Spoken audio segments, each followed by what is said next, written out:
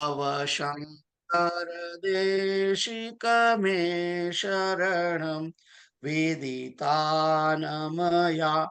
विशदैककला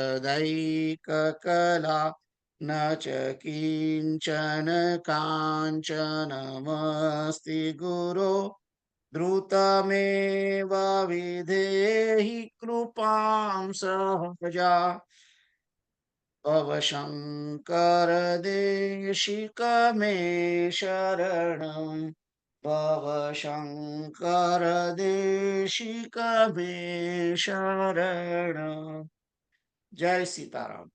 જય સીતારામ.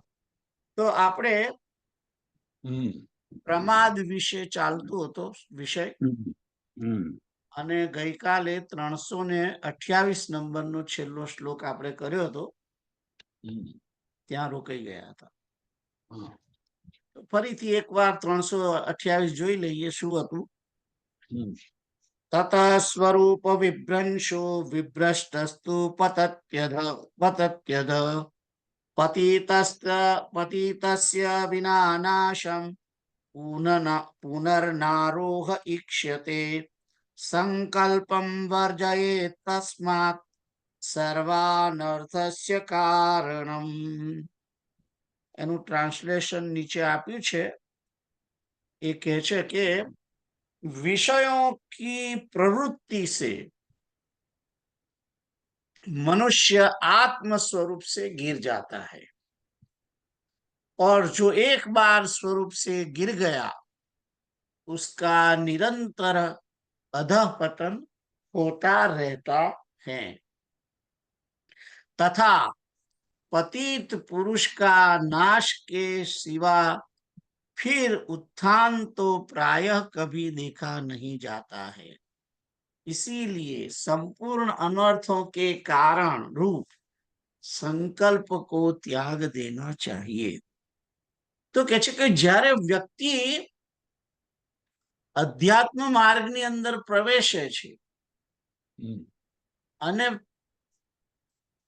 લગભગ એ પોતે ટ્રેક પર જ હોય છે, તે સમયે પણ જ્યારે એ વિષયોની પ્રવૃત્તિ છોડતો નથી, વિષયોની પ્રવૃત્તિ પણ ચાલુ રાખે છે.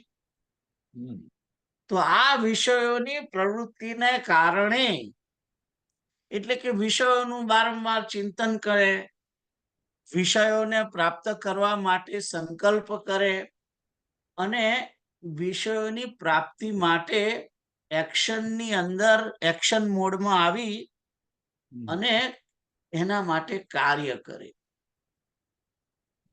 આવું જ્યારે બને છે ત્યારે તે મનુષ્ય એ પોતે જીવ ભાવમાંથી, આત્મભાવમાંથી એ નીચે પડે છે. નીચે પડે એટલે કે ગબડી નથી પડતો, જમીન પર નથી પડી જતો. કહેવાનો મતલબ છે આત્મ સ્વરૂપથી એ પડી જાય છે અને પોતે દેહ ભાવની અંદર આવી જાય છે. કારણ કે વિષયોનું ચિંતન, વિષયોની પ્રાપ્તિ, આ બધું દેહાત્મ બુદ્ધિ હોય અને એને જ પુષ્ટ કરવા માટેનું બધું છે. વિષયોની પ્રવૃત્તિથી દેહાત્મ ભાવ જ પુષ્ટ થશે, જીવ ભાવ કે આત્મભાવ પુષ્ટ થવાનો નથી. એક વસ્તુ નક્કી છે.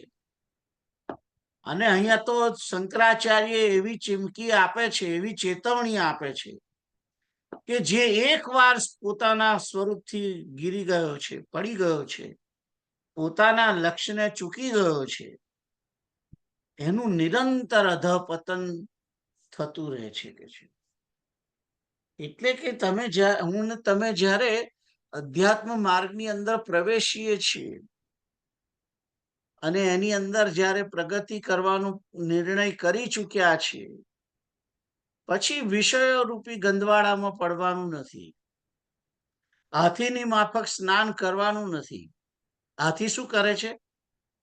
હાથી નાહવા તો પડે છે સરોવરમાં, પણ પાછો બહાર આવીને તરત પાછો જમીન પરથી ધૂળ લઈને પોતાની ઉપર નાખી દે છે. આ હાથીનું કામ છે. હાથી આવું કરે છે. તો એવું કરવાનું નથી એમ. કારણ કે કહે છે કે જો એકવાર એ સ્વરૂપ પોતાના સ્વરૂપથી પડી જાય છે તો નિરંતર એનું અધઃપતન થયા કરે છે. કારણ કે વિષયોનું ચિંતન, વિષયોની પ્રાપ્તિ, વિષયોનો ભોગ એ એટલો બધો સ્ટ્રોંગ હોય છે કે એના કારણે નવી વાસનાઓ પ્રગટ થાય છે અને જેવી વાસનાઓ વધે છે એની સાથે જ ક્રિયાઓ અથવા તો કાર્ય વધે છે, એની સાથે જ દેહાભિમાન પણ વધતું જ જાય છે. દેહાભિમાન એટલે કે હું દેહ છું, હું દેહ છું, આત્મા નથી. એ દેહાત્મ બુદ્ધિ પ્રગટ થઈ જાય છે. અહંકારની અંદર માણસ વધારે ને વધારે પ્રવેશતો જાય છે અને આવી રીતે એ પતિત થયેલો જે પુરુષ છે એનો નાશ થઈ જાય છે અને એનો ફરીથી ઉત્થાન કે છે દેખાતું નથી. એ ફરીથી એ પોતે જલ્દીથી એ ઉભો થઈ શકતો નથી. એટલે ભગવાન શંકરાચાર્ય કહે છે કે આટલા માટે સંપૂર્ણ અનર્થોનું કારણ જે છે એ વિષયોની પ્રાપ્તિનો સંકલ્પ એને ત્યાગી દેવો જોઈએ. વિષયોનું ચિંતન ના કરવું, વિષયોની પ્રાપ્તિ માટે કોઈ પ્રયત્ન ના કરવો, એનો સંકલ્પ ના કરવો, આ બધું જરૂરી છે જેથી આપણું અધઃપતન અટકે. આગળ જઈએ. અત પ્રમાદાન્ન પરોસ્તિ મૃત્યુર વિવેકિનો બ્રહ્મવિદઃ સમાધૌ સમાહિતઃ સિદ્ધિમુપૈતિ સમ્યક समाहितात्मा भव सावधानः. इसीलिए विवेकी और ब्रह्मवेत्ता पुरुष के लिए समाधि में प्रमाद करने से बढ़कर और कोई मृत्यु नहीं है. समाहित पुरुष ही पूर्ण आत्म सिद्धि प्राप्त कर सकता है. इसीलिए सावधानता पूर्वक चित्त को समाहित करो. તો કે છે કે બ્રહ્મવેત્તા પુરુષ જે છે, બ્રહ્મને જાણે છે, જે વિવેકી છે, વિચારવાન છે, જ્ઞાની પુરુષ છે, એને સમાધિમાં પ્રમાદ ના કરવો. સમાધિમાં પ્રમાદ ના કરવો એટલે કે બ્રહ્મ વિચારની અંદર પ્રમાદ ના કરવો. આ જ્ઞાન માર્ગ માટે બ્રહ્મ વિચાર, સમાધિ એ બધું જ્ઞાન માર્ગની અંદર છે. એની અંદર એને પ્રમાદ ના કરવો. ભક્તિ માર્ગની અંદર શું છે? ભક્તિ માર્ગની અંદર જે તે વ્યક્તિએ શ્રવણ, કીર્તન, સ્મરણની અંદર પ્રમાદ ના કરવો. કીર્તનમાં ક્યારેય પ્રમાદ ના કરવો, નામ જપમાં પ્રમાદ ના કરવો, કથા શ્રવણની અંદર પ્રમાદ ના કરવો, તો સત્સંગની અંદર પ્રમાદ ના કરવો. પ્રમાદ મૃત્યુનો પર્યાય છે. પ્રમાદ મૃત્યુનો પર્યાય છે. બરાબર છે. એટલે તો કહ્યું સમાધિ में प्रमाद करने से और कोई मृत्यु नहीं है. અને જે પ્રમાદનું જ્યારે ચેપ્ટર શરૂ થયું આપણે આ ત્યારે પહેલા એક શ્લોક આવ્યો હતો કે સનકાદી ઋષિઓએ કહ્યું કે હું બતાવું એ શ્લોક, પ્રમાદ જ મૃત્યુ છે. 322. हाँ. ब्रह्म विचार में कभी प्रमाद न करना चाहिए क्योंकि ब्रह्मा जी के पुत्र भगवान सनत कुमार जी ने प्रमाद मृत्यु है ऐसा कहा है. तो प्रमाद मृत्यु છે એટલે પ્રમાદની અંદર પ્રમાદ ના કરવો જોઈએ.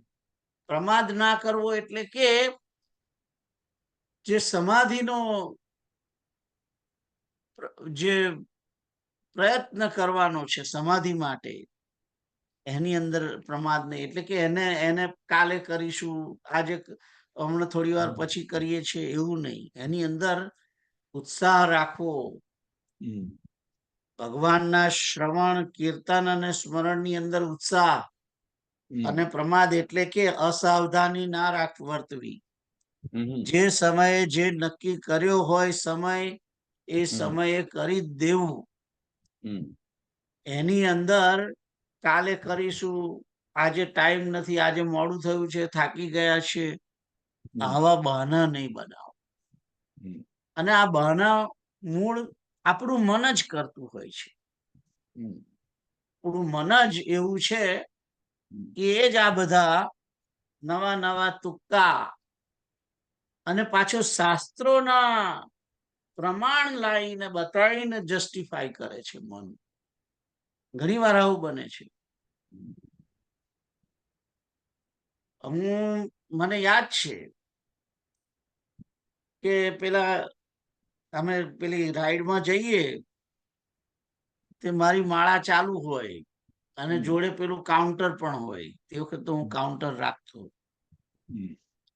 તો કે પેલા સોંધી મહારાજ કે ગિન ગિન કે ક્યાં કરતે હો, ગિન ગિન કે ક્યાં કરતે હો.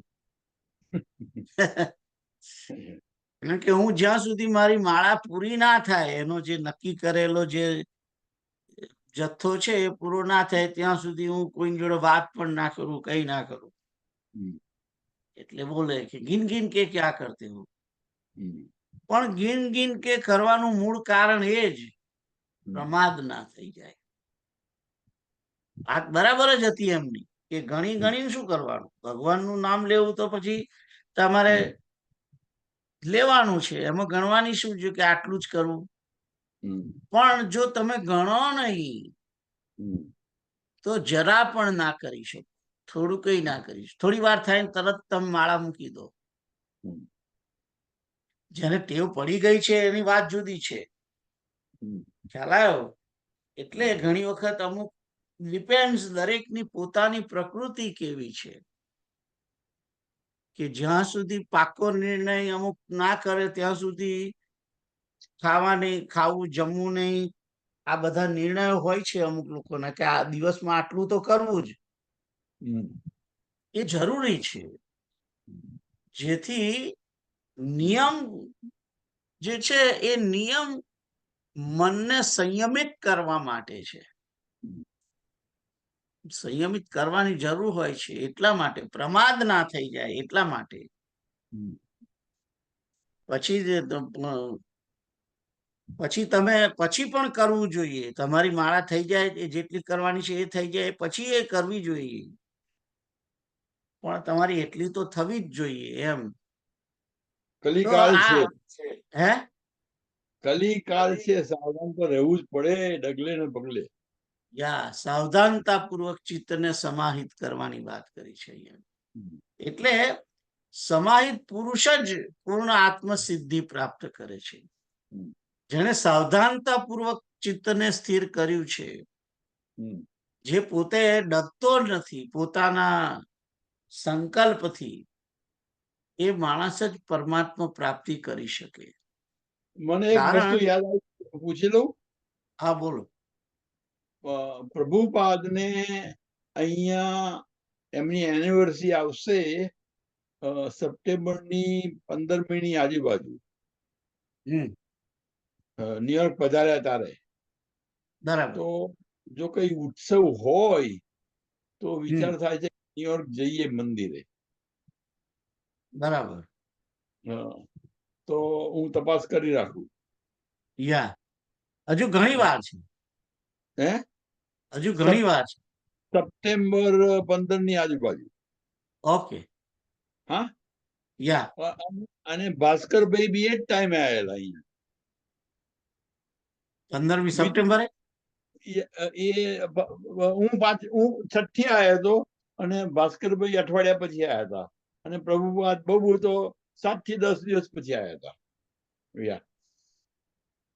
આ દેશમાં 7 દિવસ પછી આવ્યા. યા 1965 સપ્ટેમ્બરની 10મી આજુબાજુ ભાસ્કરભાઈ આયા અહીંયા આગળ. એટલે પ્રભુપાદ પણ એ જ ટાઈમે આયા એમ? તમે બધા હાથે જ આયા? લગભગ બહુ બહુ તો પાંચેક દિવસનો ફેર હશે.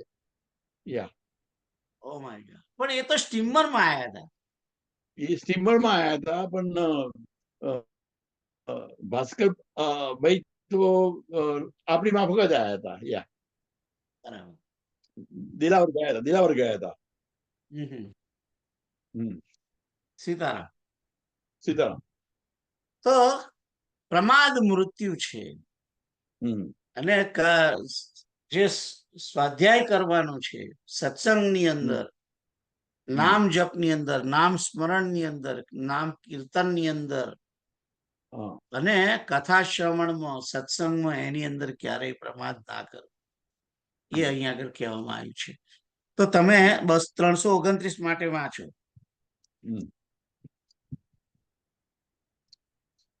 शब्दार्थ, इसीलिए विवेकी और ब्रह्मवेत्ता पुरुष के लिए समाधि में प्रमाद करने से बढ़कर और कोई मृत्यु नहीं है. समाहित पुरुष ही आत्मसिद्धि प्राप्त कर सकता है. इसीलिए सावधानता पूर्वक चित्त को समाहित करो, स्थिर करो. भावार्थ, आत्मज्ञान प्राप्ति के बाद ज्ञानी पुरुष को इसी कारण से समाधि में कभी प्रमाद नहीं करना चाहिए.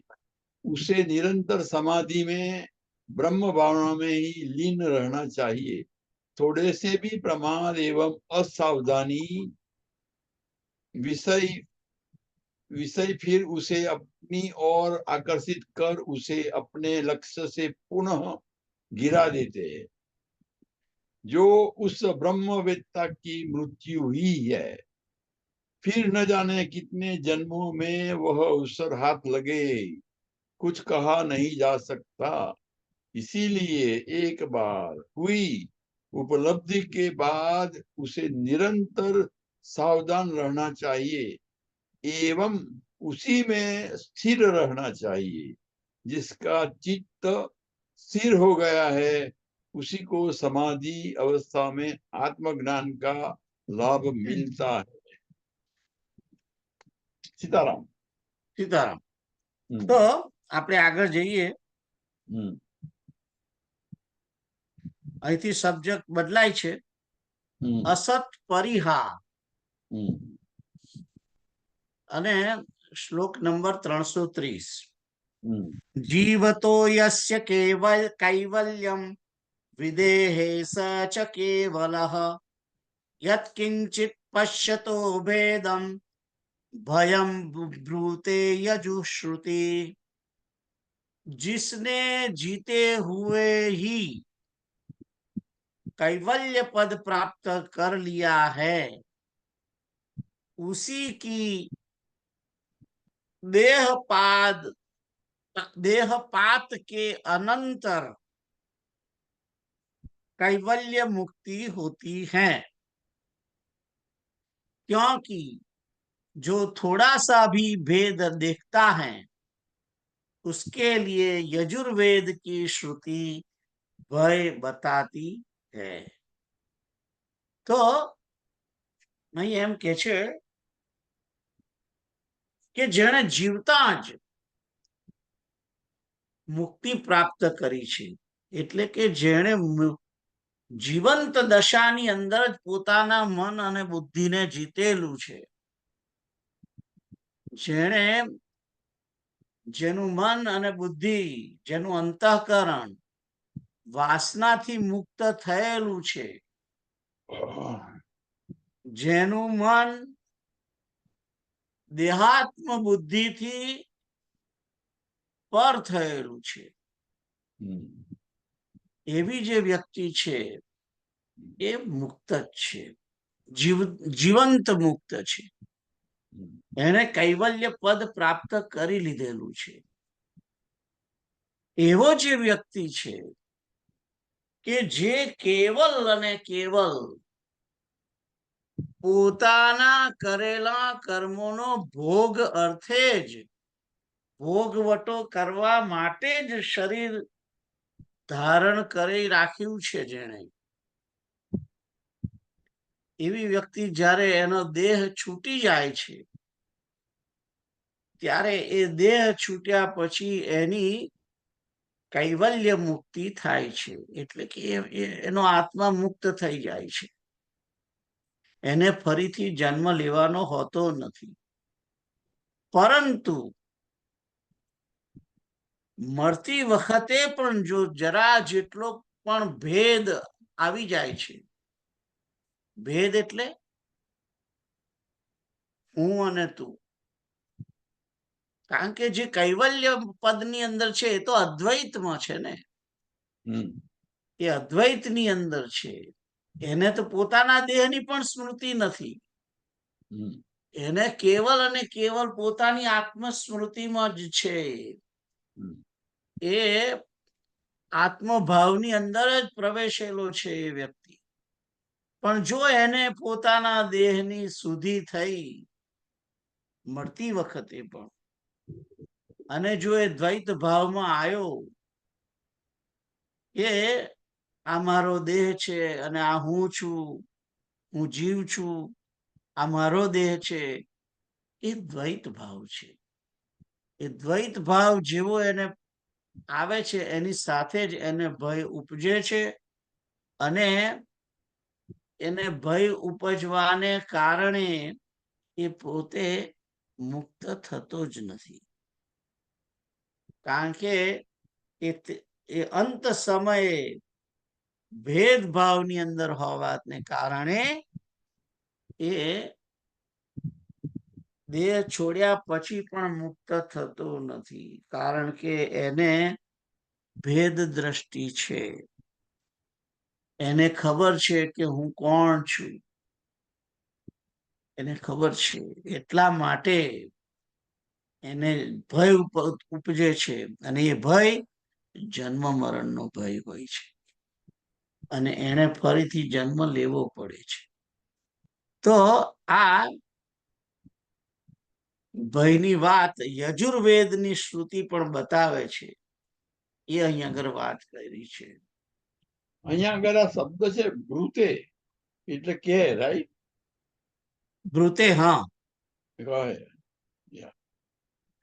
ભયમ વેદમ ભયમ બ્રુતે યજુશ્રુતિ, યજુર્વેદ કે છે એમ. હા, યજુર્વેદની શ્રુતિ કે છે.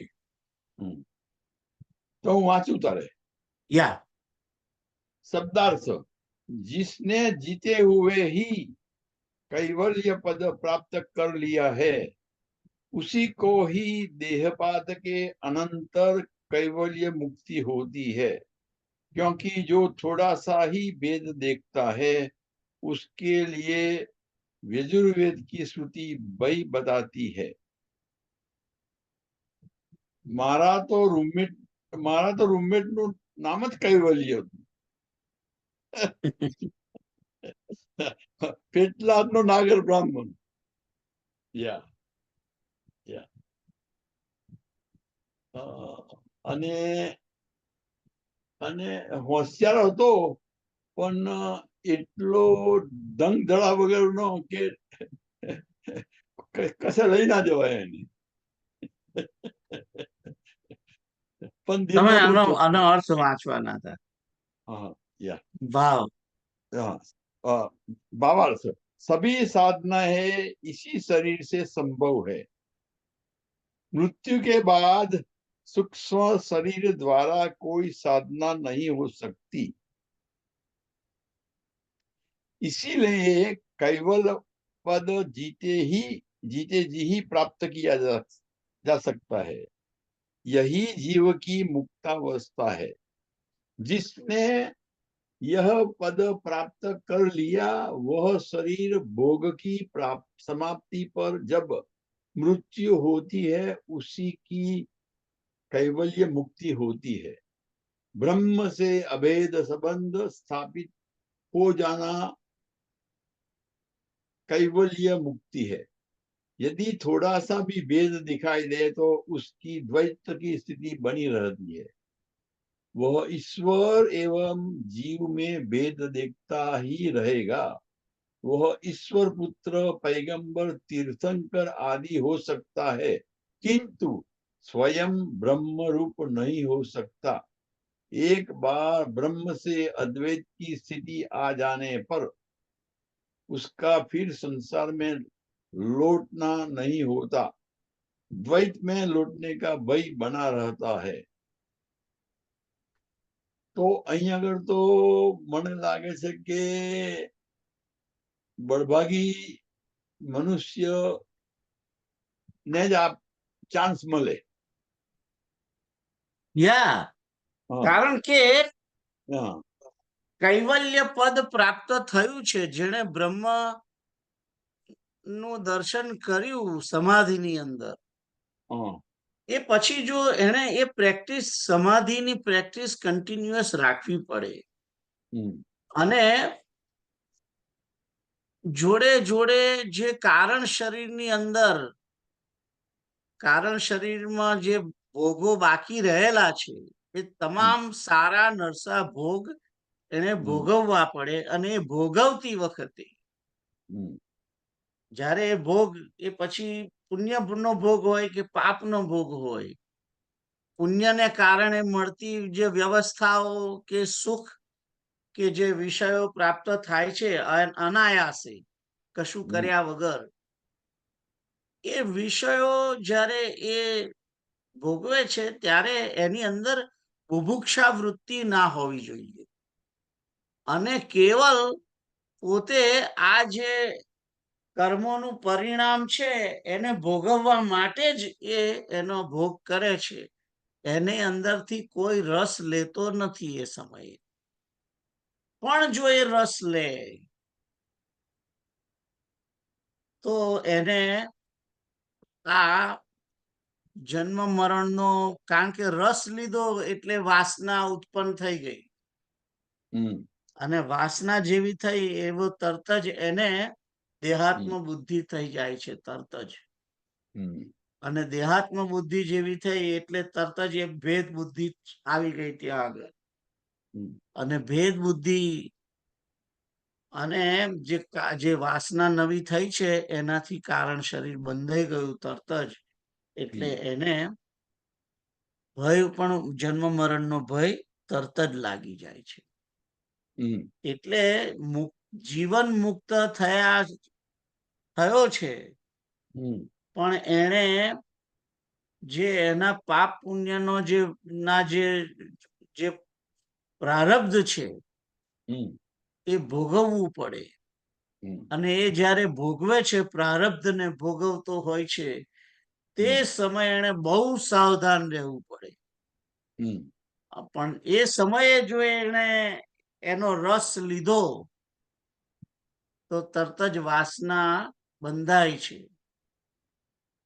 અને દેહાત્મ બુદ્ધિ ફરીથી પ્રગટ થાય છે. અને એના કારણે એને જન્મ મરણનો ભય ઉપજે છે. ખ્યાલ આવ્યો તમને? એટલે એનો અર્થ એમ થયો કે તમે જીવો છો, પણ તમારી સાધના ગણો કે ભક્તિ ગણો એ અતૂટ હોવી જોઈએ, તૂટવી ના જોઈએ. અવ્યભિચારીની ભક્તિ, અને અથવા તો સર્વત્ર બ્રહ્મ દર્શન જે છે એ કન્ટિન્યુઅસ રહેવું જોઈએ. અને સુખ દુઃખ આવે નસીબ પ્રમાણે, તો ફરીની ઈચ્છા વડે આવે છે ને જાય છે એમ સમજવાનું. That's right. આપણે એવી એક કવિતા હતી ને કે સુખ દુઃખ આવે હરિની ઈચ્છા વડે, એવું કશું ભજન હતું યાર. એકચ્યુઅલી કૃષ્ણ શંકર શાસ્ત્રી દાદા તો એમ કહેતા હતા, એ તો કે છે શંકરના ગણો આવે છે કે છે સુખ દુઃખ, એવું બાબુ કહેતા હતા કે સુખ દુઃખ મનમાં આણીએ રે, એવું એક ભજન બી હતું. પણ એ Yeah. મુદ્દે એને ભોગવવાનું છે. દુઃખ જે પ્રાપ્ત થાય છે, જે કૈવલ્ય પદને પામી ગયો છે, હા જીવન મુક્ત થયેલો છે ને એને જો પોતાના પૂર્વ જન્મના પ્રારબ્ધ અનુસાર કોઈ દુઃખ આવી પડે હા અને દુઃખ આપનાર એનો સગો હોય કે એનો મિત્ર હોય કે જે હોય, કારણ કે એને તો આ કર્મના બંધનથી છૂટી જવાનું છે ને. Yeah. એટલે કર્મના સિદ્ધાંત પ્રમાણે એને જે કઈ આવી પડે, જેના વડે આવી પડે, જે હમ કોઈ વ્યક્તિ તરફથી જે મળે છે હમ એને એની જોડે પછી એને દ્વેષ કે રાગ નહીં રાખવો જોઈએ. હમ રાગ દ્વેષ પણ ના હોવો જોઈએ. હમ જ્યારે એ ભોગવે છે પોતાના પ્રારબ્ધને, ત્યારે જે આ પ્રારબ્ધને લઈને આવનાર વ્યક્તિ જે છે એ તમારા જ મિત્ર અથવા તો તમારા સંબંધીઓ જ છે. હમ તો એની જોડે હમ. રાગ દ્વેષ પણ ના હોવો જોઈએ. એટલે રામેશ્વર ગાડીમાં બેઠા એટલે રામેશ્વર પ્રધાન, પછી વચ્ચે ઢોસો ખાવાનો મળ્યો ના મળ્યો એ જુદી વાત છે. રામેશ્વર એટલે રામેશ્વર, બસ. That's right. Yeah. એટલે એ વાત અહીંયા આગળ કરે છે. હમ. એટલે અસત વસ્તુનો પરિહાર, હા જે આ જે ચેપ્ટર શરૂ થયું છે હા એ માણસ પોતે ટ્રેક ઉપર આવી જાય છે પછી તો એને અસત વસ્તુઓનો પરિહાર એટલે કે એનો ત્યાગ કરવાનો છે. હમ માયાનો ત્યાગ, હમ એ વાત છે અહીંયા આગળ. ઓલરાઈટ, હમ આગળ જોઈએ. Yeah. યદા કદા વાપી વિપશ્ચિદેશ બ્રહ્મણ્યનંતેપ્યણુમાત્ર ભેદમ પશ્યત્યથા મુષ્ય ભયમ તદૈવ यद्वीक्षितं भिन्नतया प्रमादात. जब कभी यह विद्वान हाँ. अनंत ब्रह्म में हाँ. अणु मात्र भी भेद दृष्टि करता है तभी इसको भय की प्राप्ति होती है, क्योंकि स्वस्वरूप के प्रमाद से ही अखंड आत्मा में भेद की प्रतीति हुई है. એટલે કે છે કે જ્યારે આ વિદ્વાન વ્યક્તિ જે છે એ સર્વત્ર બ્રહ્મ દ્રષ્ટિ રાખે છે. એટલે કે જે બ્રહ્મ, અહીંયા બધું બ્રહ્મ તત્વ છે, બધું બ્રહ્મ જ છે, સર્વત્ર બ્રહ્મ છે, જળ ચેતન બધું જ બ્રહ્મ છે, અને એ જ બ્રહ્મ મારી અંદર પણ છે અને મારી બહાર પણ છે. અને આવી રીતે દ્રષ્ટિ કરનારો જે કૈવલ્ય પદને પામેલો છે, જીવન મુક્ત છે, એ પણ જો કે છે કે એક અણુ માત્ર પણ ભેદ દ્રષ્ટિ કરે, કોઈ એક વસ્તુને પણ જો એ એમ બ્રહ્મમય ના જુએ. ભેદ શાનો છે? પોતાનો આત્મા પણ બ્રહ્મ છે અને આ જગત પણ બ્રહ્મ છે. એ અભેદ દ્રષ્ટિ, એ અભેદતા હોવી જોઈએ. અને એની અંદર જો એ તૂટી જાય અને જો ભેદ આવી ગયો કે પોતે તો બ્રહ્મ છે પણ આ જગતમાં આ વ્યક્તિ બ્રહ્મ નથી, પેલી વ્યક્તિ બ્રહ્મ નથી, એમ જ્યારે વિચાર છે તરત જ એ ભેદ દ્રષ્ટિ થઈ ગઈ. એટલે જ્યારે બધું બીજાને પણ જ્યારે ભેદ દ્રષ્ટિ રાખે છે ત્યારે પોતાને તો બ્રહ્મરૂપ માને પણ બીજાને ના માને. કોઈને બિલાડી તરીકે જ જુએ, કોઈને કૂતરા તરીકે જ જુએ, કોઈને કીડી તરીકે જુએ, પણ એની અંદર એ બ્રહ્મ સ્વરૂપ છે એમ ના માને. એને ભેદ દ્રષ્ટિ થાય છે, એને ભેદ દ્રષ્ટિ કહેવાય છે. એને કૂતરાને કૂતરો તરીકે જોવો એ પણ ભેદ દ્રષ્ટિ છે. હમ. ગાયને ગાય ગાય ગણીને જોવી એ પણ એને ભેદ દ્રષ્ટિ છે. જે બ્રહ્મ સ્વરૂપમાં સ્થિત થયો છે એને તો આખું જગત બ્રહ્મમય જ જોવાનું છે. હમ. પોતાની અંદર બ્રહ્મ છે અને બીજાનામાં બધે બ્રહ્મ જ છે. બ્રહ્મ સિવાય કશું છે જ નહીં. આને તો એવું બ્રહ્મ કહેવાય છે. હે? બ્રહ્મ લટકા કરે બ્રહ્મ પાસે. એટલે આનો અર્થ એમ થયો કે ફિઝિક્સમાં થિયરીમાં 100 માંથી 100 આવે પણ લેબમાં લોટું પકડ્યું. હે? એવું બી બને. એટલે જો એ બ્રહ્મ દ્રષ્ટિ એની ના ચૂકી ગયો હા. અને કોઈને ઉંદર તરીકે જોયો, કોઈને ગાયને ગાય તરીકે જુએ, હમ. કૂતરાને કૂતરો, ચાંડાળને ચાંડાળ તરીકે જુએ, એની હમ. સાથે જ એની અંદર ભેદ દ્રષ્ટિ આવી જાય છે. હમ. અને એ ભેદ દ્રષ્ટિ આવે છે એટલે તરત જ અહંકાર, કારણ કે એને સામે જે વસ્તુ દેખાય છે એની અંદર તો બ્રહ્મ જોયું નહીં હમ. અને એને બદલે એને એની અંદર જીવ ભાવ જોયો, હમ. ગાય જોઈ. હમ. પણ પોતે પોતાની જાતને તો બ્રહ્મ માને છે એટલે હું બ્રહ્મ છું ને આ ગાય છે. હમ. એ રીતે અહંકાર ઓટોમેટિક આવે છે. હમ. દોષ દ્રષ્ટિ થઈ ગઈ તરત જ. હમ. ભેદ દ્રષ્ટિ જે છે એ દોષ દ્રષ્ટિ થઈ અને એ દોષ દ્રષ્ટિ એ પોતે એને એક્સેપ્ટ કરી લે છે દોષ દ્રષ્ટિને ભેદ દ્રષ્ટિ વડે. હમ. અને એના કારણે એને તરત જ ભય ઉપજે છે. હમ. અને એ ભય જે છે એ ભય એ જ જન્મ મરણનો ભય ઉત્પન્ન કરી દે છે. તો સ્વરૂપ કે પ્રમાદ સે હી, પ્રમાદ શું કર્યો? પ્રમાદ કયો છે? સ્વરૂપનો પ્રમાદ થયો છે. હમ. એને દ્રષ્ટિ જે છે પોતે બ્રહ્મ સ્વરૂપ છે અને આ જગત પણ બ્રહ્મ સ્વરૂપ છે. એટલે જગતને બ્રહ્મ સ્વરૂપે જોવામાં એને ભૂલ કરી, એટલે કે પ્રમાદ કર્યો. હમ. એને બ્રહ્મ તરીકે ના જોયું એ પ્રમાદ છે એનો. હમ. અને એ પ્રમાદથી જ જે અખંડ આત્મા છે હમ. એની અંદર ભેદની પ્રતીતિ થાય છે. અખંડ આત્મા એટલે પોતે પણ બ્રહ્મ સ્વરૂપ છે અને જગત પણ બ્રહ્મ સ્વરૂપ છે, એટલે બધું જ બ્રહ્મ છે. હમ. વચ્ચે કોઈ દિવાલ જ નથી, ભેદ છે જ નહીં. જગત અને પોતાની અંદર કોઈ ભેદ નથી પછી. હમ. એટલે અભેદતા સિદ્ધ થયેલી હતી. હમ. એની અંદર પોતે જે દ્રષ્ટિ, દોષ દ્રષ્ટિથી બીજાને બ્રહ્મ તરીકે ના જોયો હમ.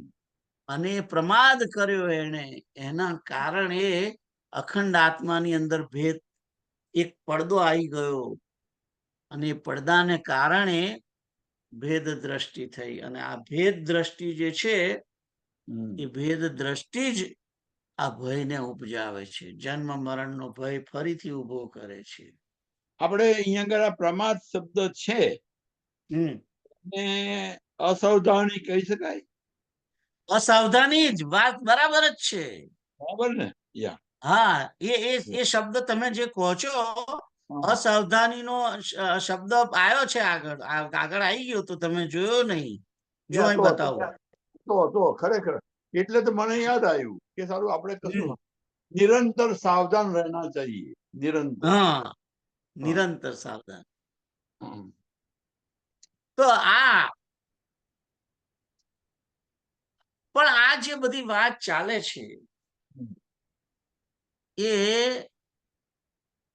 કોની ચાલે છે? કયા માર્ગની ચાલે છે? જ્ઞાન માર્ગની ચાલે છે. હમ. જ્યારે વ્યક્તિ પોતે સિયારામમય સબજગ ભક્તિ માર્ગની અંદર વાત કરું છું. હમ. ભક્તિ માર્ગમાં જ્યારે એ સિયારામમય સબજગ જાની એ રીતે દ્રષ્ટિ નથી કરતો, હમ. તે સમયે એ પોતે દેહ ભાવમાં હોય છે, બરાબર છે, હમ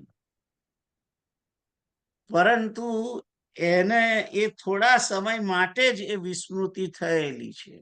પણ જેવી એ સ્મૃતિ કરે છે પોતાની અંદર પોતે સર્વની અંદર પરમાત્માની દ્રષ્ટિ શરૂ કરે છે, તો એટલો ટાઈમ તો એને એ પોતે સારા ભાવમાં રહે છે, એ પડી જતો નથી.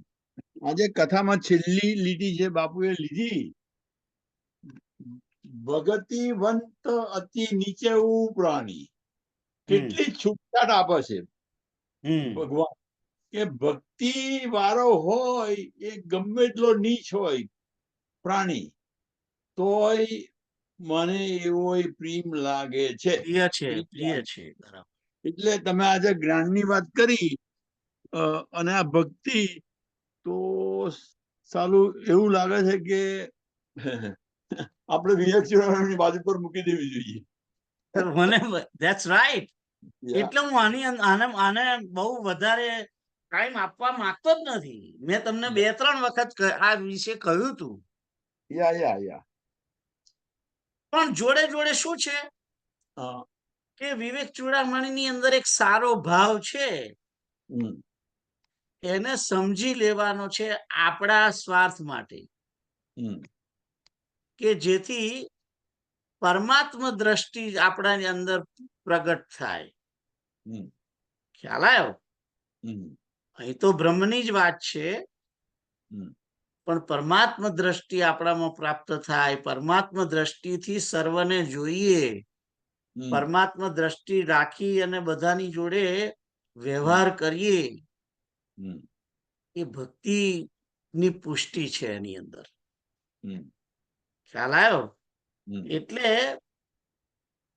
એક પ્રકારની યુક્તિને જાણવા માટે આ પ્રયત્ન છે, એમ સમજો તમે. ખ્યાલ આવ્યો? આગળ જઈએ, ચાલો. તમે વાંચવાના છો? વચ્ચે ના ગયું? ઓકે, આગળ જઈએ તો પછી. ના ચાલો, વાંચો. यह आत्मा अखंड है तथा सब में सर्वत्र समान रूप से व्याप्त है, इसमें भेद की प्रतीति प्रमादवश ही हुई है, जिससे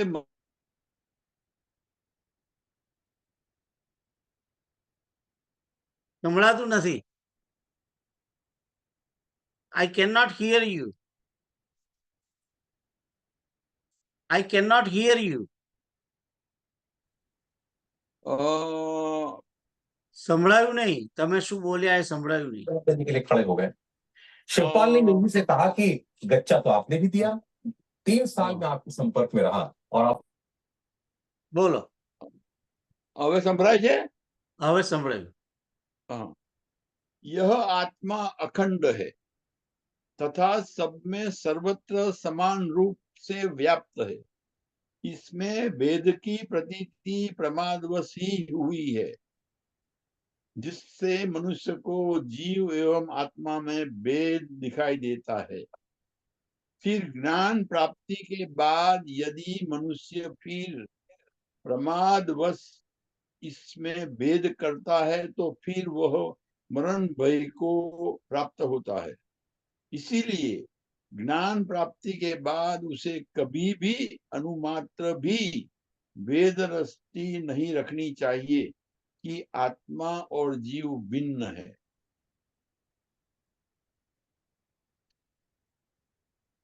सीताराम. એટલે એનો અર્થ એમ થયો કે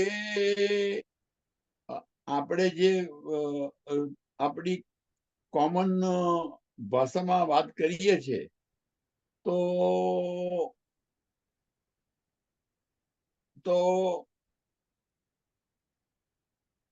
આપણે પેલો ડૂચો ને દોરી પીલું કહીએ છીએ, એ અહીંયા આગળ લાગુ પડે?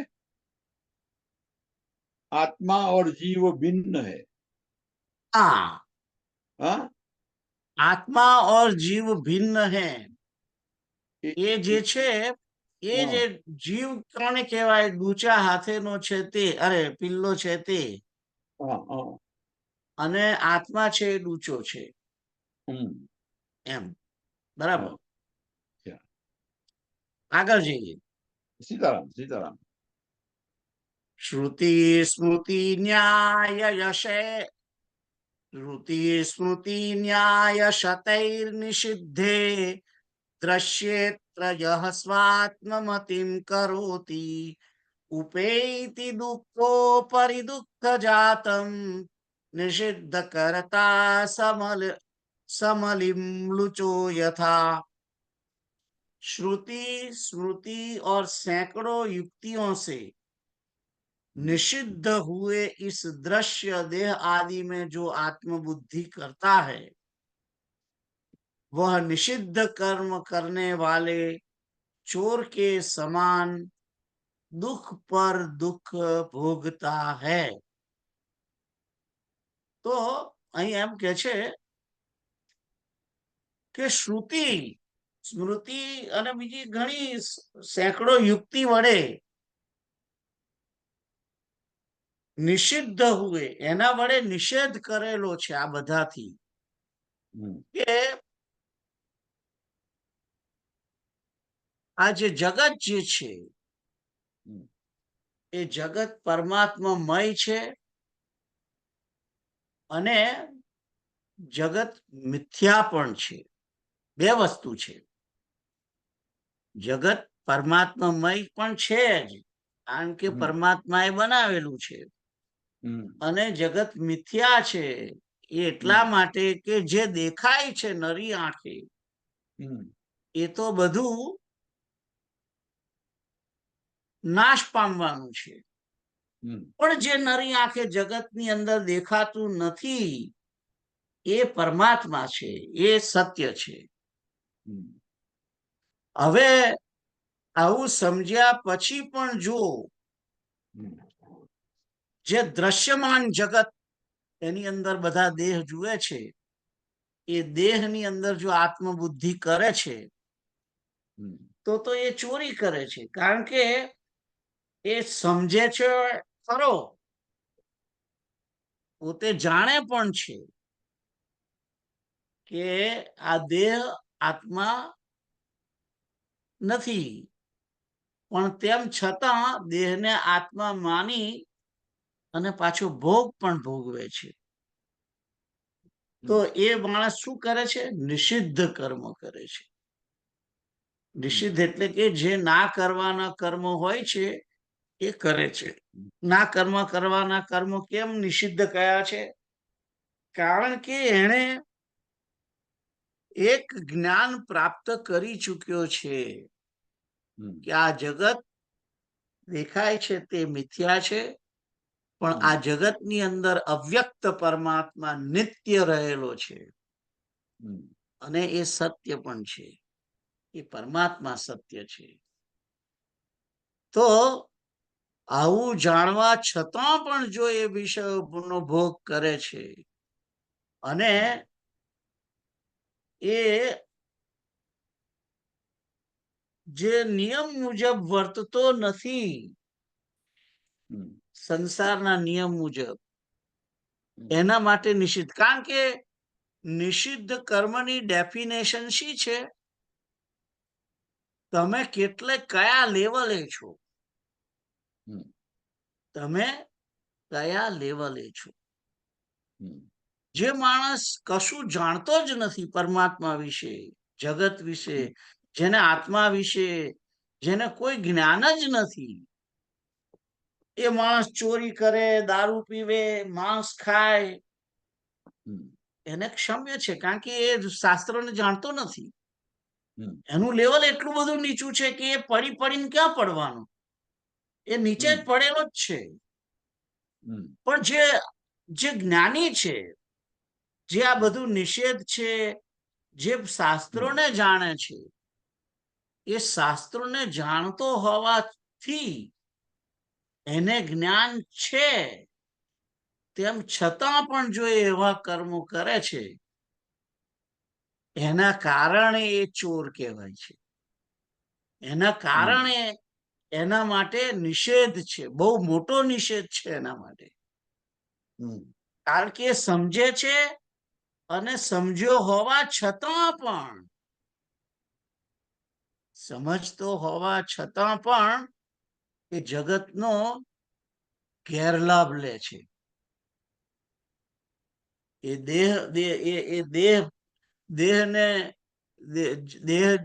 દેહને મળતા જે ભોગો છે એની અંદર વિષય ભોગ કરે છે, વિષય ભોગ માને છે. ભલે એ ચોરી માટે પ્રયત્ન નથી કરતો, પણ એ એવા લેવલે પહોંચેલો છે અધ્યાત્મના કે ત્યાંથી થોડોક પડે તો એ પડેલો કહેવાય.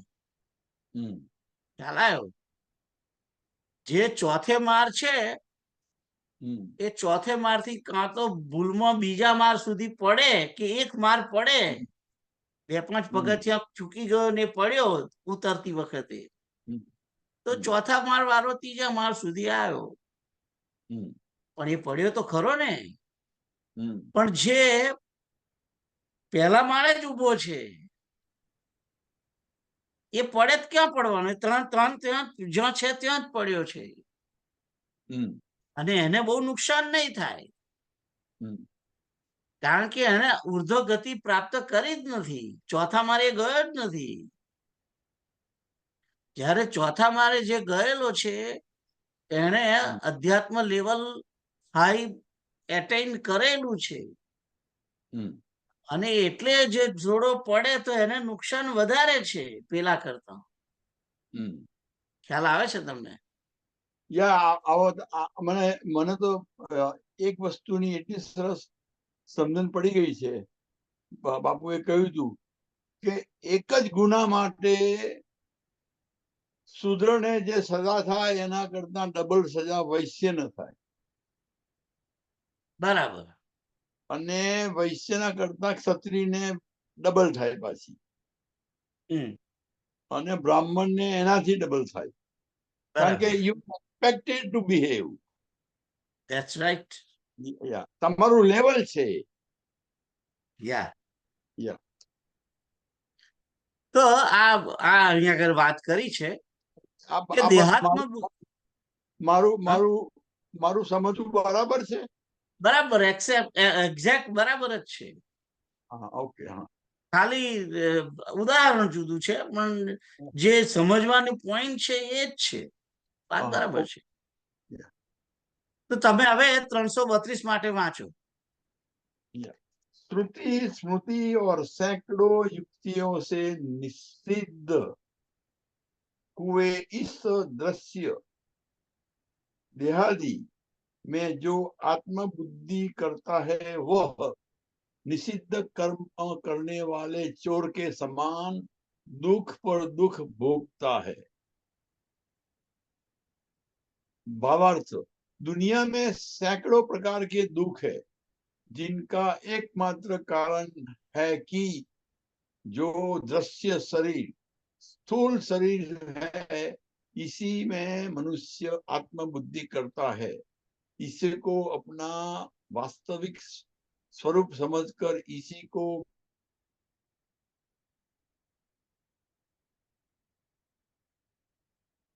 સંભળાતું નથી. સીતારામ.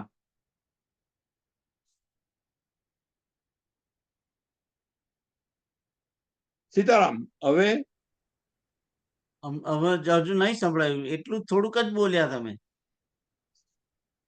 સીતારામ, ફરી બોલો. હવે સંભળાય છે પણ હવે વાંચો.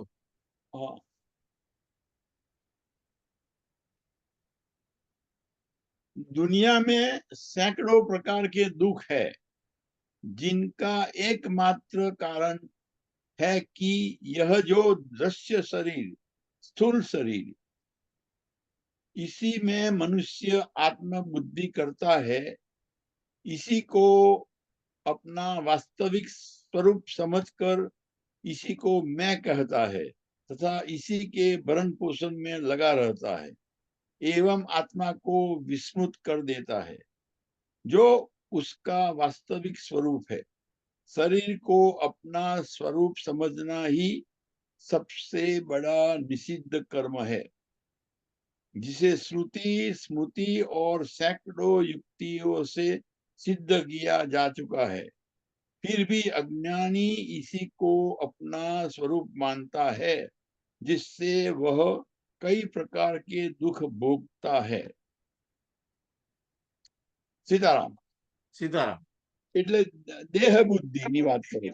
દેહ બુદ્ધિની વાત છે. યા એટલે દેહ બુદ્ધિ રાખવી એ પણ નિષિદ્ધ કર્મ છે એમ કે છે. હા.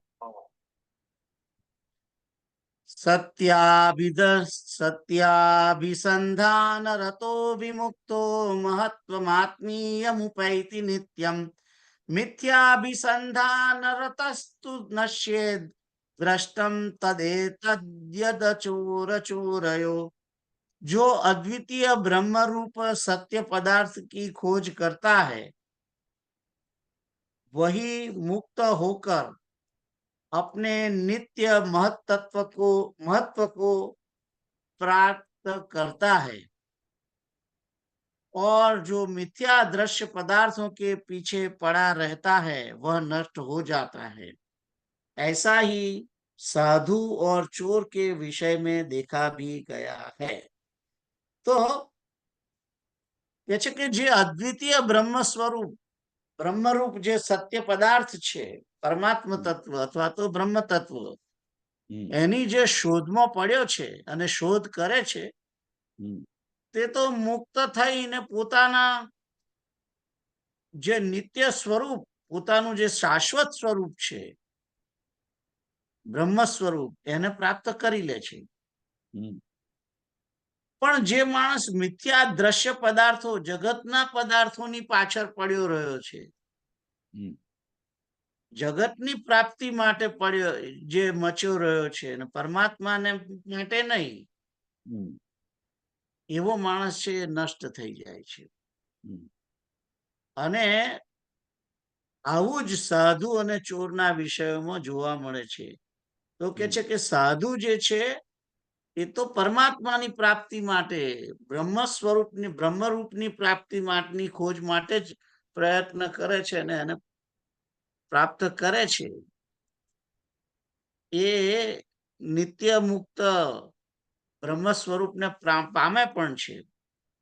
પણ જે ચોર છે એ તો નિષિદ્ધ કર્મ, જે દેહાત્મ બુદ્ધિને કારણે જગતની વસ્તુઓને શોધવામાં પડ્યો છે અને એ ચોર ગણાય છે, કારણ કે એની અંદર દેહાત્મ બુદ્ધિ છે. કારણ કે જગત તો કઈ એનું છે નહીં, જગતની પ્રાપ્તિ માટે પ્રયત્ન કરે છે, પણ એ જગત એનું થોડું છે, જગત પરમાત્માનું બનાવેલું છે.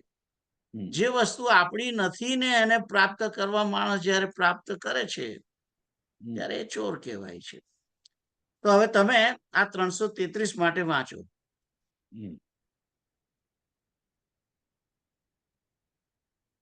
जो अद्वितीय ब्रह्म स्वरूप, ब्रह्म रूप सत्य पदार्थ की खोज करता है वही मुक्त होकर अपने नित्य महत्व को प्राप्त करता है, और जो मिथ्या दृश्य पदार्थों के पीछे पड़ा रहता है वह नष्ट हो जाता है। ऐसा ही साधु और चोर के विषय में देखा भी गया है। भावार्थ, एक आत्मा का ही नित्य महत्व है, अन्य सभी नष्ट होने वाले हैं। जो इस ब्रह्म आत्मा की खोज करता है वही मुक्त होता है, किंतु मिथ्या दृश्य पदार्थों के पीछे पड़कर अपना जीवन गंवा देता है वह नष्ट हो जाता है, क्योंकि जिसका सहारा लिया है वह स्वयं नष्ट होने वाला है। तिनके का सहारा लेकर कोई डूबने से बच नहीं सकता। जिस प्रकार चोर ही सजा पाता है एवं साधु स्वच्छंद भ्रमण करता है, वैसी ही स्थिति अज्ञानी एवं ज्ञानी की होती है। સીતારામ, સીતારામ સીતારામ. આગળ જઈએ 334. હા તો અહીંયા આગળ આપણે જાજવાના જળ એવું કહેવાય કે શું નહીં? જાજવાના જળ નહીં, પણ મુદ્દે આપણને એ કહે છે કે તમે, હમ હું તો આ અમુક અમુક શ્લોકો જે છે એની અંદર, કારણ કે જ્ઞાન માર્ગનું છે આ બધું, હમ પણ હું એટલું જ સમજુ. હમ હવે આ જે શ્લોક છે, હમ અહીં આગળ અદ્વિતીય બ્રહ્મરૂપ સત્ય પદાર્થ की खोज करता है એવું લખ્યું છે. હા ત્યાં હું એ જ માનું કે જે પરમાત્મા રૂપી અદ્વિતીય પરબ્રહ્મ રૂપ સત્ય પદાર્થ જે રામ છે કે કૃષ્ણ છે કે શિવ છે એની ખોજ કરે છે, એ પોતે એ પોતે છે એ નિત્ય, એ મુક્ત થવાનો જ છે, અને એ પોતે પોતાના નિજ સ્વરૂપમાં પ્રાપ્ત પરમાત્માને મળવાનો છે. પણ જે માણસ જે ભક્ત નથી અને જે આ જગતની વસ્તુઓ માટે જ પ્રયત્નો કર્યા કરે છે, એ તો નાશ પામવાનો છે. મારી જે દ્રષ્ટિ છે, આ ઇવન વિવેક ચૂડામણી હું વાંચી રહ્યો છું, તે સમયે જ્યારે આત્મા શબ્દ જ્યાં જ્યાં છે ત્યાં પરમાત્મા જ સમજવાની આપણી દ્રષ્ટિ છે. પરમાત્મા કારણ કે ભક્તિનું છે, ખ્યાલ આવ્યો? અને જ્યારે પરમાત્મા કહીએ છીએ ત્યારે એ સગુણ સ્વરૂપ, અને સગુણ ની અંદર બે, પરમાત્મા અને ભગવાન, બે બંને આવી શકે. અને પરમાત્મા જે છે એ નારાયણ છે, ભગવાન તરીકે જે આવે છે એ રામ છે, કૃષ્ણ છે. અને જ્યારે બ્રહ્મ કહીએ છીએ ત્યારે એ તો નિર્ગુણનું છે, અને બ્રહ્મની સત્તા જ પરમાત્મા વડે છે. એટલે અહીંયા જે શ્લોકો છે એ શ્લોકોને પોતે પોતાની રીતે સમજવાના છે, જ્ઞાનની દ્રષ્ટિએ સમજવાના નથી. કારણ કે આપણે આપણો જે માર્ગ છે મુદ્દે ભલે પણ બીજાનું હોય, પણ આપણા કામનું શું છે એ શોધી લેવાનું છે. તમને ખ્યાલ આવે છે હું શું કહું છું? આપણો ચીલો ચાલુ રાખવાનો, હા, એને ભૂલવાનું. જે રીતે કાગભૂષુંડી જે છે એ પોતે લોમસ ઋષિને ત્યાં ગયા, સાંભળે છે બધું, પણ તમે જોજો અંદર ચોપાઈઓ છે કે એ પોતે એને રામ તરીકે જોડીને પોતે સમજવા પ્રયત્ન કરે છે. એ તમે જોયું એ એવી ચોપાઈઓ બધી? એ તો ચોખ્ખું જ કહે છે ને કે તમે મને આ નિર્ગુણનું લફરું ના લગાડશો. એ કે છે ખરા, કે છે પણ ખરા, પણ પોતે એને પરમાત્મા ના જ રૂપે જોઈ અને એ સમજવા પ્રયત્ન કરે છે. ભલે જ્ઞાન પરક બધું કયા કરે, પણ એ સમજે છે પોતે ભક્તિ પરક. એમ મારું કેવું છે. મને લાગે છે એક લીટીમાં એવું આવે છે, નીચે પ્રભુમય દેખવું, એવું કશું છે કે? That's right. નીચે પ્રભુમય દેખહી જગત કેહી સન કરહી વિરોધ. એવું કશું છે. અને જે અદ્વૈતમાં છે, જે બધું જ બ્રહ્મ સ્વરૂપ હોય, તો પછી એનો ક્રોધ કેવી રીતે આવે? ક્રોધ તો જ આવે જો ભેદ દ્રષ્ટિ છે તો. દ્વૈત કે બિનું ક્રોધ. હા, એટલે દ્વૈત છે. દ્વૈત કેવી રીતે છે કે હું અને તું.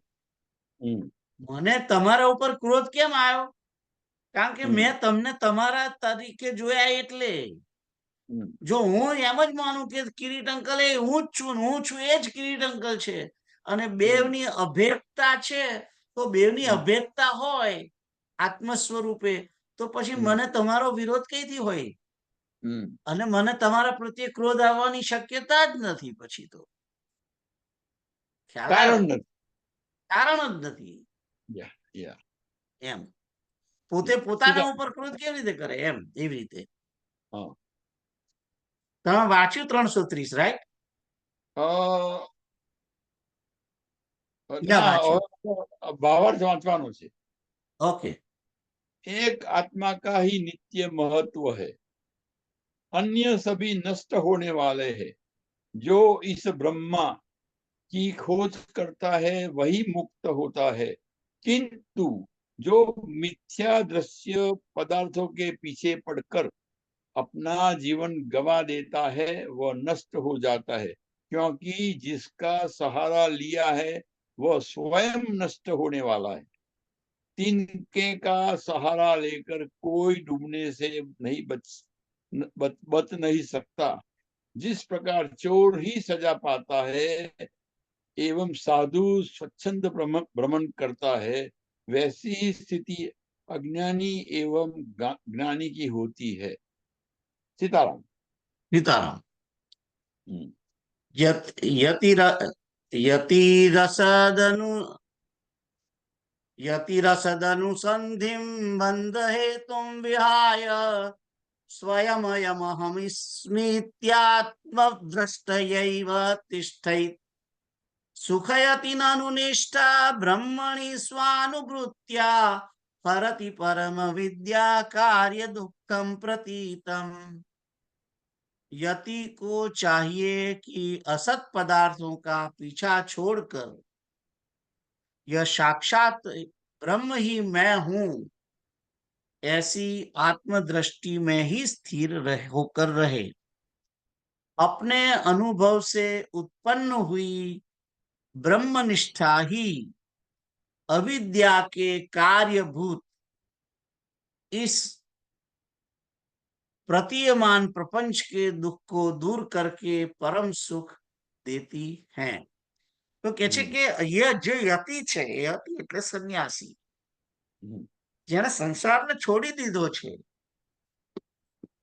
એણે પછી અસત પદાર્થની પાછળ જવું ના જોઈએ અસત પદાર્થોનો પીછો છોડી દેવો જોઈએ અને જે આ જગત બ્રહ્મ સ્વરૂપ છે એ જગત જે બ્રહ્મ સ્વરૂપ છે એ બ્રહ્મ સ્વરૂપ હું પણ છું મારી અંદર રહેલો જે આત્મા છે એ પણ બ્રહ્મ રૂપ જ છે અને આ જગત જેના આધારે રહેલું છે એ પણ બ્રહ્મરૂપ છે આવી રીતે આત્મદ્રષ્ટિમાં જ સ્થિર થઈને રહેવાનું છે એને જે દેખાય છે જ્ઞાનેન્દ્રિયો વડે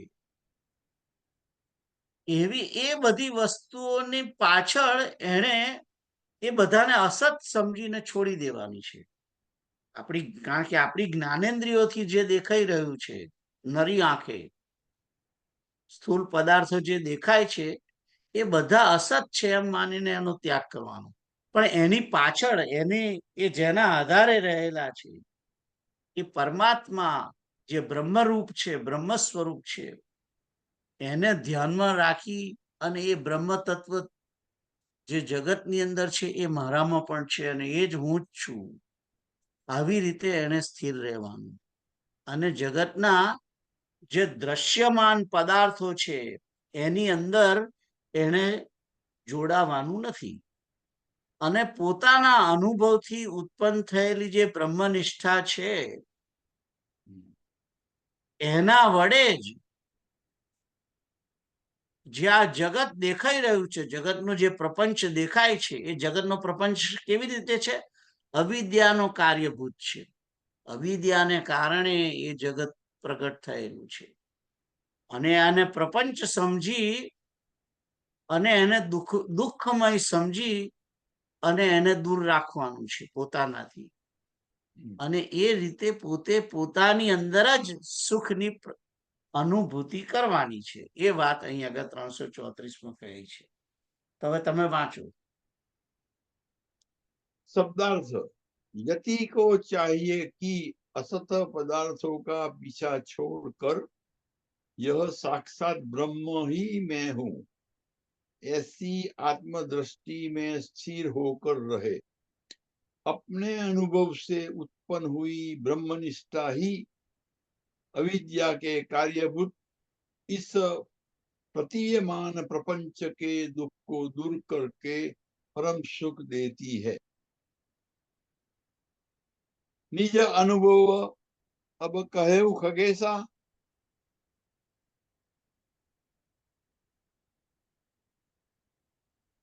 नहीं, કારણ કે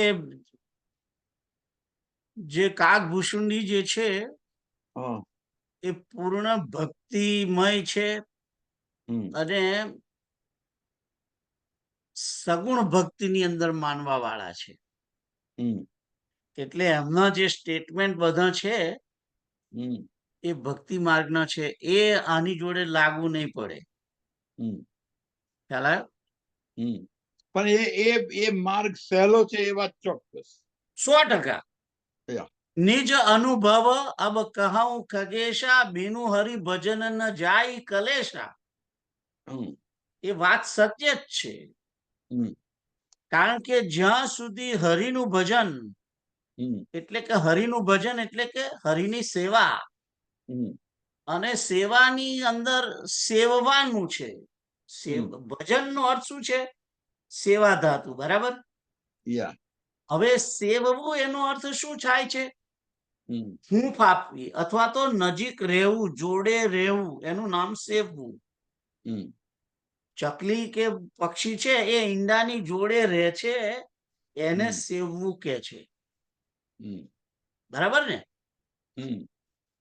એટલે સેવા ધાતુ છે. એની જોડે રહી, એને હૂંફ આપવી, એને એને એને એને અનુકૂળ રહેવું, આ બધું સેવાની અંદર આવે છે, ભજનમાં. એટલે જ્યારે ભજનની વાત, બીનુ હરિ ભજન ન જાય કલેશા, એટલે ભગવાનની જોડે રહેવું, ભગવાનની અંદર વૃત્તિ રાખવી, હરિની અંદર, હરિને સર્વની અંદર જોવા, આ બધી દ્રષ્ટિ જે છે એ બધું ભજન છે. આ જગતની અંદર પરમાત્માનું સ્વરૂપ જો સિયારામમય સબ્જેક્ટ જેવું, એ એ એ ભજન છે. કારણ કે જ્યારે તમે એ વૃત્તિ વિચારો છો, એ દ્રષ્ટિએ જુઓ છો, ત્યારે એ પરમાત્માની જોડે જોડાઈ જાઓ છો, એની જોડે. અને પરમાત્મા સર્વત્ર છે ને, એટલે એની જોડે તમે સેવો છો એને. એમ ખ્યાલ આવ્યો? યા. એટલે એ વસ્તુ આખી જુદી છે. भावार्थ वांचू छू હવે. जिसे आत्मानुभव हो गया है उसको सदा ही आत्म दृष्टि में स्थिर रहकर मैं साक्षात ब्रह्म ही हूँ ऐसी भावना करनी चाहिए तथा शरीर एवं जीव में आत्मदृष्टि का त्याग कर देना चाहिए कि यह मेरा स्वरूप नहीं है। यह ब्रह्मनिष्ठा स्वयं के अनुभव से प्राप्त होनी चाहिए।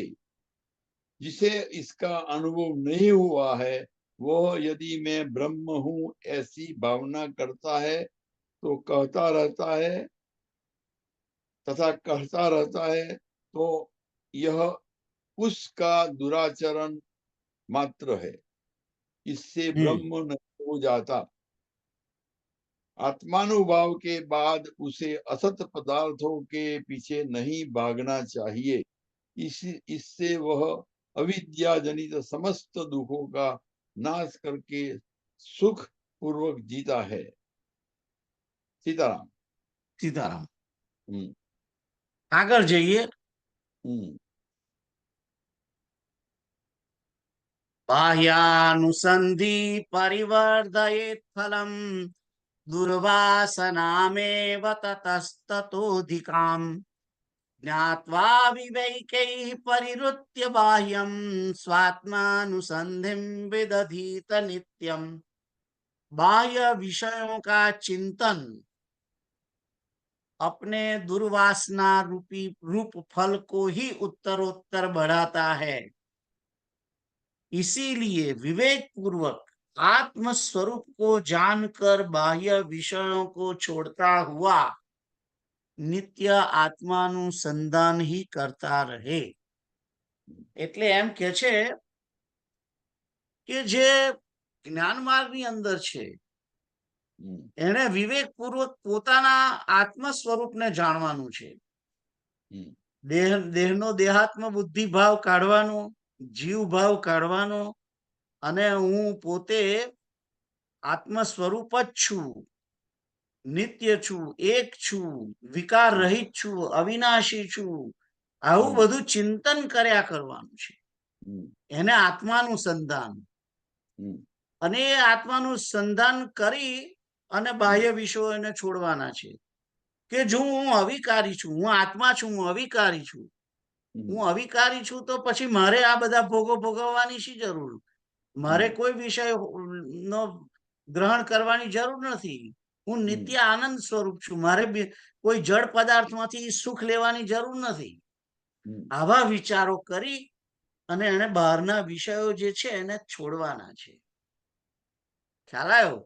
પણ જો Yeah. એવું ના કરે, હમ, પોતાનું આત્માનુસંધાન ના કરે, આત્મચિંતનના વિષયો જે વિચારો ના કરે, કે આખું જગત બ્રહ્મરૂપ છે, આ જે દેખાય છે એ તો મિથ્યા છે, પણ એની પાછળ જે જેના આધારે રહેલું છે એ બ્રહ્મ સ્વરૂપ, પરબ્રહ્મ સ્વરૂપ જે છે, એ નિર્ગુણ જે છે, એ તત્વ એ મારી અંદર પણ રહેલું છે આત્મરૂપે, એમ સમજી અને જગતનું અનુસંધાન રાખવાનું, બાકી નહીં રાખવાનું. અને બાહ્ય વિષયોનું ચિંતન જો કર્યા કરશે, પોતે હું બ્રહ્મ સ્વરૂપ છું, હું બ્રહ્મ છું, હું બ્રહ્મ છું એમ વિચારે, અને પાછું બધું નજર ચારે બાજુ ફર્યા કરતી હોય. નજર જ્યારે ચારે બાજુ ફર્યા કરે છે, ત્યારે જ્ઞાનેન્દ્રિય એ જગતના પદાર્થોનો ચિત્ર લે છે. એ લે છે, એની સાથે જ એની જોડે જો મન જોડાય છે, એની સાથે જ એ પોતે બાહ્ય વિષયોનું ચિંતન કરતો થઈ જાય છે. કારણ કે એનું મન જોડાયું ઇન્દ્રિયની સાથે, જ્ઞાનેન્દ્રિયની જોડે, એટલે એને તરત જ છબી લઈ લીધી કે આ લઈને જાય છે એ શ્રીખંડ છે, સરસ હોય છે, ઘરે હોય છે. આ ચિંતન થઈ ગયું એક જ મિનિટમાં. ભલે ને હું બ્રહ્મ છું વિચારતો હતો, તેમ છતાં પણ સુંદર સ્ત્રી જતી હોય ને એને તમે જુઓ, અને એનાથી જે વિકાર, એની સુંદરતાનો પણ વિચાર આવે, એની હાથે જ એને બાહ્ય વિષયનું ચિંતન થઈ ગયું છે એ મિનિટે. ખ્યાલ આવ્યો? તો અને આવું જે ચિંતન થાય છે, એના કારણે એની અંદર દુર્વાસના ફેલાય છે. અંદર જ ચિંતનથી જ દુર્વાસના થાય છે, અને એ દુર્વાસના જે છે એ વધતી જાય ધીમે ધીમે. એ વધતી જાય એટલે માણસ એ પોતે પોતાના સ્વરૂપથી, પોતાનું જે ચિંતન છે, આત્મચિંતન, એમાંથી એ પડી જાય છે માણસ. ખ્યાલ આવ્યો? સુરપણખા યાદ આવી જાય ની કે મને ભગવાને બનાવી છે અને તને મારું ને તારું, મારું સર્જન તારા માટે થયું છે, તારું સર્જન મારા માટે થયું છે. પણ સુરપણખા તો સાચું બોલે છે. લેટ મી ટેલ યુ, સુરપણખા એમ જ્યારે કે છે કે મને તું રામને કે છે કે તમે સુંદર છો ને તમે મારા પતિ થાવ ને એ બધી જે વાત કરે છે, એને ભલે પોતાની અંતર વાસનાથી કહ્યું છે, દેહાત્મ બુદ્ધિથી કહ્યું છે, પણ એને જે સ્ટેટમેન્ટ કોને કર્યું છે એ જોવાનું છે. એને સ્ટેટમેન્ટ ભગવાનને કર્યું છે. ખ્યાલ આવે છે? એટલે ભલે ને એને દેહાત્મ બુદ્ધિ વડે કર્યું, પણ એને છેવટે એ કહ્યું તો પરમાત્માને ને, સામાન્ય કોઈ જીવને તો કહ્યું નથી એને. એટલે એવું કહેનાર શૂર્પણખાની પણ ભક્તિ થઈ ગઈ છે ત્યાં આગળ. If you do not know, જેવી રીતે લાલ તપેલો લોખંડના સળિયાને તમે અડો અને તમે જેવા આડો એવે તમારી ચામડી બળવાની જ છે. हम्म એમ પરબ્રહ્મ પરમાત્મા શ્રી રામ हम्म એને ગમે તે દ્રષ્ટિએ જુઓ, સારી કે ખરાબ, हम्म રામ જે છે એ રામ તત્વ એ પોતાની જે છાપ છે એ તો સામેવાળા પર છોડવાની. જેમ અગ્નિ તપેલું લોખંડ એ પેલાને બાળે છે ચામડીને, એવી રીતે રામનું જે તત્વ છે એની સુંદરતા, એના પ્રત્યે કરેલો કોઈ બી ભાવ, એનો જે પ્રતિભાવ આવે છે એ વ્યક્તિ પર, એની અસર એને ભક્તિમય જ મળવાની છે. એનો એને ફાયદો થાય છે. એટલે કુબજા જે છે, ભલે કુબજાનો ભાવ ખરાબ છે, પણ તોય કુબજા પામી ગઈ કૃષ્ણને. हम्म ખ્યાલ આવ્યો? या એવી રીતે ગોપીઓ પોતે બધી ગોપીઓ કઈ એવી નથી. જાર ભાવથી પોતાના પતિ છે તેમ છતાં કૃષ્ણને પાછળ જે પડી છે એ ભલે પોતે દેહાત્મ બુદ્ધિની અંદર રહીને પણ કૃષ્ણને પાછળ પાગલ થઈ, हम्म પણ એ પાગલતા, એમની પાગલતા વાસના ના કહેવાય. એ પાગલતા એમના માટે ભક્તિ બની ગઈ. हम्म એ આસક્તિ એમની જે છે કૃષ્ણ પ્રત્યેની, हम्म એ ભક્તિ છે. ભગવાન તો એને ભક્તિ માને છે ને. हम्म એટલે તો જે સદગતિ જશોદાને આપી છે, યશોદાની એ જ ગતિ પેલી ઝેર પીવડાવનાર શું એનું નામ, પૂતનાને આપી છે. हम्म જે પેલો શ્લોક છે, અહો બકીયમ સ્તનકાલ કૂટમ, हम्म એ જે શ્લોક છે એનો અર્થ જ એ છે हम्म કે જે ઝેર પીવડાવાય છે એને આવી સદગતિ આપનાર છે આ કૃષ્ણ. हम्म આવો દયાળુ કોણ હશે? हम्म એટલે આ બધું અમુક તો તમારે બહુ સમજવા જેવી વાતો છે બધી. ચલો આપણે બીજા રસ્તે ગયા. 335 નું વાંચો તમે. हाँ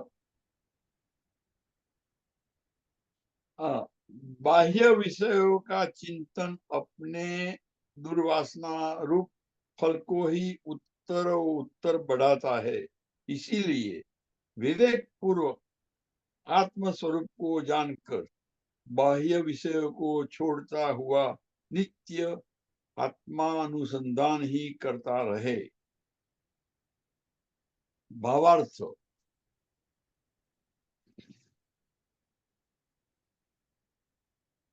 वासना भी दो प्रकार की होती है। एक है सद्वासना, जो ब्रह्म भाव को प्राप्त करने की वासना है, जिससे मनुष्य संपूर्ण सांसारिक बंधनों से मुक्त होता है। तथा दूसरी है दुर्वासना, जो इस संसार बंधन को और कड़ा करती है, जिससे मनुष्य जन्मों जन्मों तक दुख भोगता ही रहता है। इस दुर्वासना का कारण विषयों का चिंतन है। इसीलिए विवेकशील पुरुष को चाहिए कि इन बाह्य वासनाओं का सर्वथा त्याग कर दे तथा आत्मा अनुसंधान में ही लगा रहे। सीताराम। તો આ જે છે આપણે પણ આ જે છે આ રીતે જ આપણે પણ વિચારવાનું છે. આપણે શું વિચારવાનું છે ભક્તિ માર્ગની અંદર? કે જે મારો આત્મા છે એ, અને બીજું પક્ષી જે રામનું જે પક્ષી છે, રામ રૂપી પક્ષી મારી અંદર જ બેઠું છે, એ મારો શુદ્ધ આત્મા, અને રામમાં કોઈ ફેર નથી. આ પ્રમાણનું પણ ચિંતન હું તમે કરી શકીએ. એ રામ પરબ્રહ્મ પરમેશ્વર જે છે એ તત્વ પણ મારી અંદર વિરાજે છે, મારી અંદર જ છે, એ બેઠો છે. અને એ સામેવાળાની અંદર પણ એ જ રામ તત્વ બેઠું છે. જે તત્વ મારી અંદર છે એ તત્વ બીજાની અંદર પણ છે. આ રીતે આપણે આત્માનુસંધાન, જે ભક્તિનું આત્માનુસંધાન છે ને, એ આ હમ. રીતે કરવાનું હોય છે. આગળ જઈએ.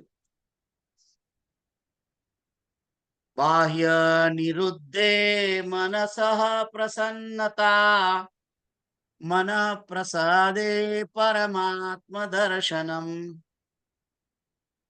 તસ્મિન સુદ્રષ્ટે ભવબંધનાશો બહિર્નિરોધ પદવી વિમુક્તે.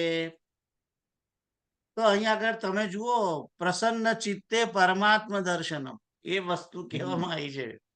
હોયા મન લગભગ પ્રસાદે પરમાત્મ દર્શનમ. હમ. તો શું એનો અર્થ છે? વાંચીએ આખો જે શ્લોક 336 નો. હમ. बाह्य पदार्थों का निषेध कर देने पर मन में आनंद होता है હમ. और मन में आनंद का उद्रेक होने पर परमात्मा का साक्षात्कार होता है और उसका सम्यक साक्षात्कार होने पर संसार बंधन का नाश हो जाता है. इस प्रकार बाह्य वस्तुओं का निषेध ही मुक्ति का मार्ग है. तो जुओ, અહીં આગળ શંકરાચાર્ય પોતે પણ હમ. ભલે ને બ્રહ્મ જ્ઞાન માર્ગમાં બ્રહ્મની વાતો કરતા હોય, હમ. પણ તેમ છતાં એ પરમાત્મા શબ્દ અહીં મૂકી દીધો છે એમણે. હમ. એ તમે જોયું? યા બાકી પરમાત્મા શબ્દ જ્ઞાન માર્ગની અંદર છે નહીં. હમ. ખ્યાલ આવ્યો? હે? ફરી ફરી આ વસ્તુ કહો. જે આ જે 337મો જે શ્લોક છે 336, હા. એમાં શું કે છે? બાહ્ય નિરોધે હમ. મનસઃ પ્રસન્નતા.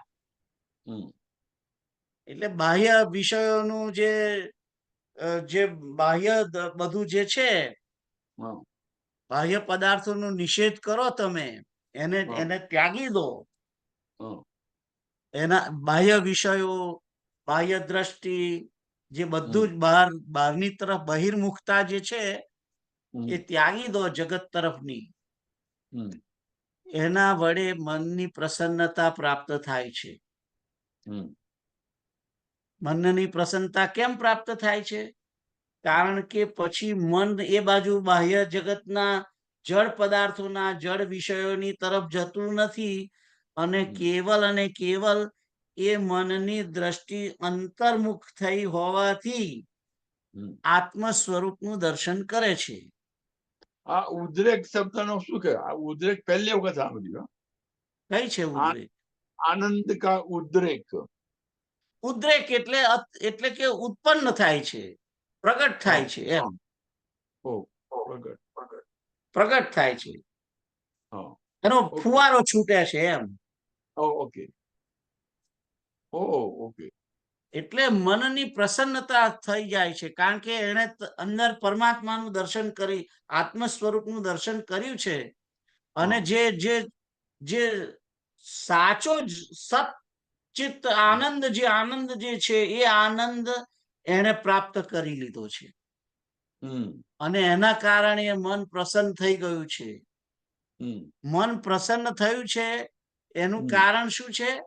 પરમાત્મા દર્શન. કારણ કે એ વિશુદ્ધ થયેલો જે આત્માનું દર્શન નથી કરતો, એ એકચ્યુઅલી તો પરમાત્માનું જ દર્શન કરે છે. અને પરમાત્માના દર્શનને કારણે જ એને પ્રસન્નતા મળે છે.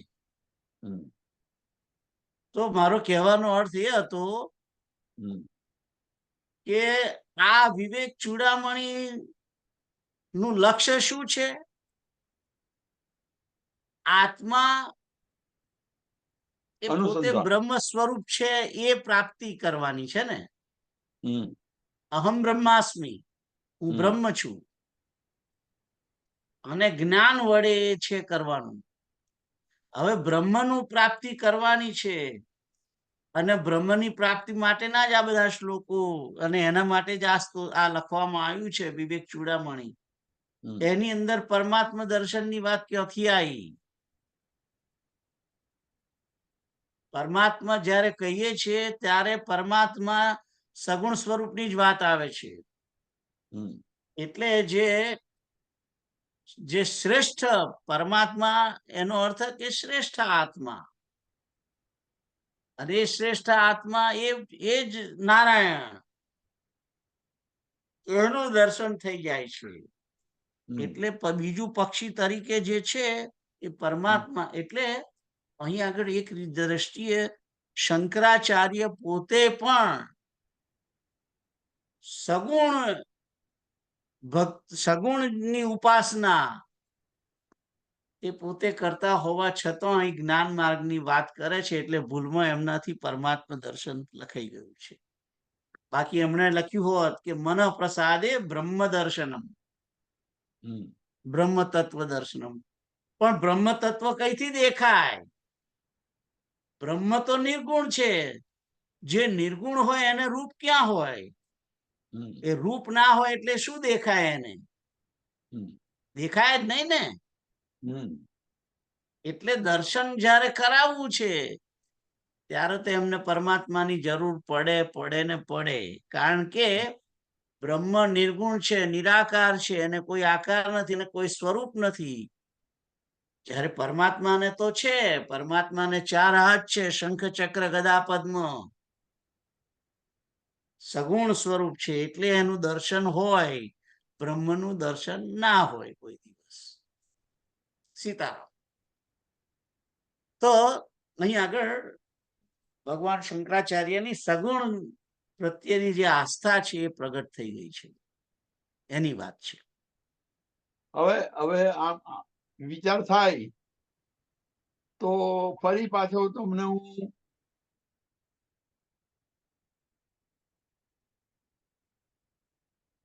મને વાંચી લેવા દો.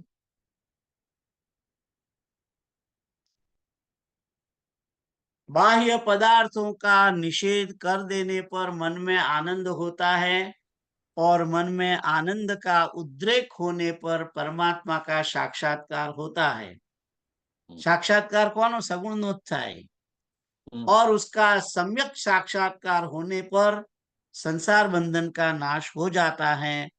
इस प्रकार बाह्य वस्तुओं का निषेध ही मुक्ति का मार्ग है. बाह्य वस्तु એટલે આ જગતની ના જે કઈ પદાર્થો છે, સ્થૂળ દેખાય છે, એ બધાનો નિષેધ, એ બધાનો ત્યાગ.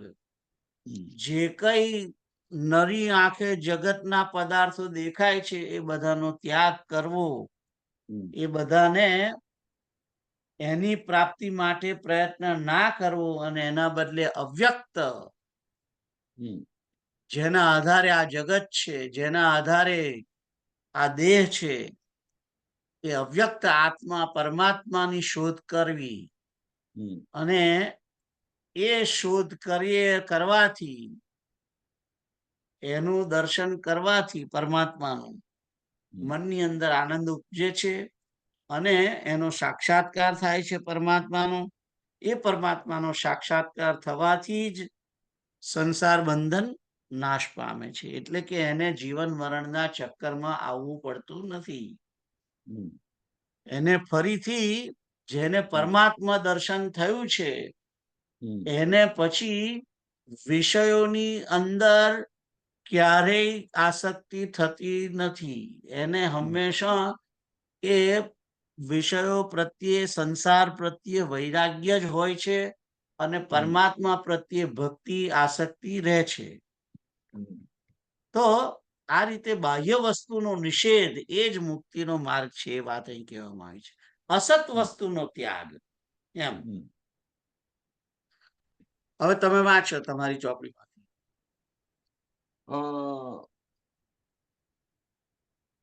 शब्दार्थ. बाह्य पदार्थों का निषेध कर देने पर मन में आनंद होता है, और मन में आनंद का उद्रेक होने पर परमात्मा का साक्षात्कार होता है. और उसका सम्यक साक्षात्कार होने पर संसार बंधन का नाश हो जाता है। इस प्रकार बाह्य वस्तुओं का निषेध ही मुक्ति का मार्ग है। भावार्थ, बाह्य विषयों से थोड़ा सुख मिलता है, किंतु उससे आनंद की प्राप्ति नहीं होती।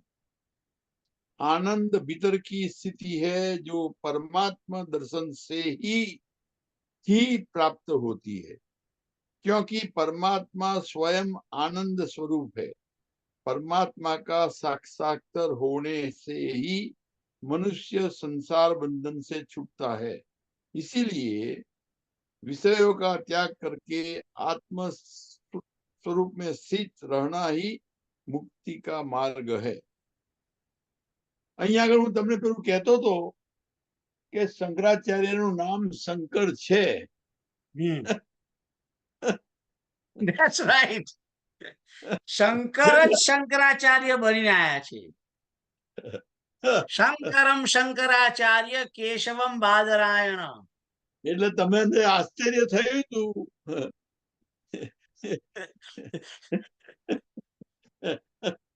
શંકરમ શંકરાચાર્ય કેશવમ બાદરાયણ. અને પછી હું ભૂલી ગયો, પણ કેશવ બાદરાયણ સૂત્રભાષ્ય કૃતૌ વંદે ભગવંતૌ પુનઃ પુનઃ. હવે હું તમને કહેતો હતો કે ભારત માતાના પ્રાર્થના હોલમાં શંકરાચાર્યની જીવનની ચિત્રાવલી છે અને એમાં શંકર ભગવાન આદિશંકરના માતા પિતાની ઈચ્છા અને ભગવાનની કૃપા થઈને પછી બધું થયું અને છેવટે પેલો મગરે પગ પકડ્યો એ બધું બતાડ્યું છે. અને પછી દેડકો સાપના મોઢામાં છે અને એ જીવડું ખાવાની ઈચ્છા રાખે છે, એ બી બતાડ્યું છે. બહુ પુસ્તક છે આખું. શું કહેવાય, બે લાંબી દિશા અને વચ્ચેની પાછલી બીજ, એ આખી એનાથી એનું જીવન ચરિત્ર બતાડ્યું છે આદિશંકરનું. હવે અહીંયા આગળ બંધ રાખીએ. સારું. સીતારામ. કારણ કે આ પરમાત્માનું નામ સાંભળ્યું ને એટલે હવે આગળ જ્ઞાન નહીં સાંભળવું. સારું. સીતારામ. હા. હરે કૃષ્ણ કૃષ્ણ કૃષ્ણ હરે હરે, હરે રામ રામ રામ હરે હરે. હરે કૃષ્ણ કૃષ્ણ કૃષ્ણ હરે હરે, હરે રામ રામ રામ હરે હરે. હરે કૃષ્ણ કૃષ્ણ કૃષ્ણ હરે હરે, હરે રામ રામ રામ હરે હરે. હરે કૃષ્ણ કૃષ્ણ કૃષ્ણ હરે હરે, હરે રામ રામ રામ હરે હરે. હરે કૃષ્ણ કૃષ્ણ કૃષ્ણ હરે હરે, હરે રામ રામ હરે હરે. હરે કૃષ્ણ કૃષ્ણ કૃષ્ણ હરે હરે, હરે રામ રામ હરે હરે. હરે કૃષ્ણ કૃષ્ણ કૃષ્ણ હરે હરે.